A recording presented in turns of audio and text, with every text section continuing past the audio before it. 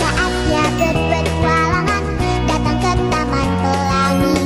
Bersama teman-teman semua, yuk kita saling membantu. Aku punya tas berlari dengan si Joko. Bergegaslah ayo segera berpetualang. Saatnya rainbow. Bismillahirrahmanirrahim. Assalamualaikum warahmatullahi wabarakatuh. Waalaikumsalam warahmatullahi wabarakatuh.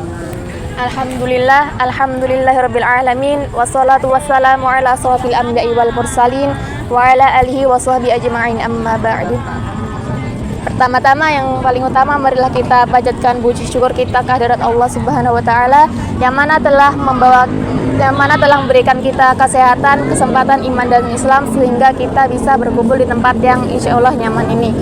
Kedua kalinya, salawat serta salam tak lupa kita junjung kita Nabi Muhammad Sallallahu Alaihi Wasallam yang mana telah membawa kita dari zaman kegelapan menuju zaman terang benderang yakni Islam. Di sini saya akan ceramah mengenai tema isi dan topeng. Jadi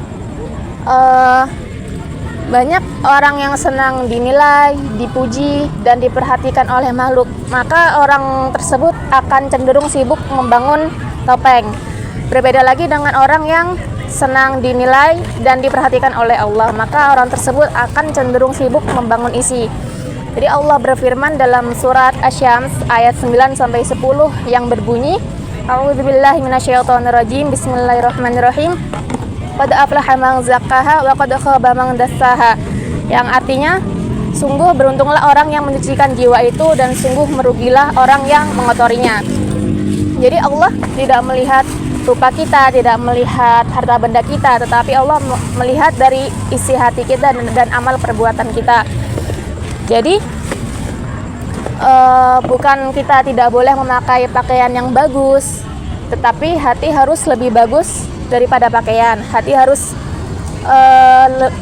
harus lebih memiliki niat yang lurus kepada Allah semata.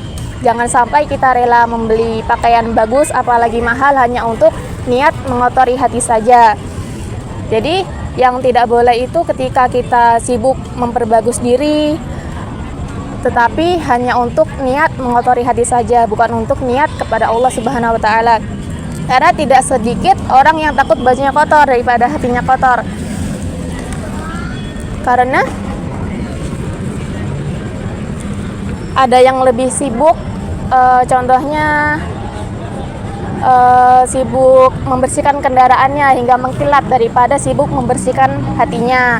Ada yang sibuk mengisi perabotannya ada yang mengisi rumahnya dengan perabotan daripada sibuk mengisi hatinya dengan niat lurus lillahi ta'ala.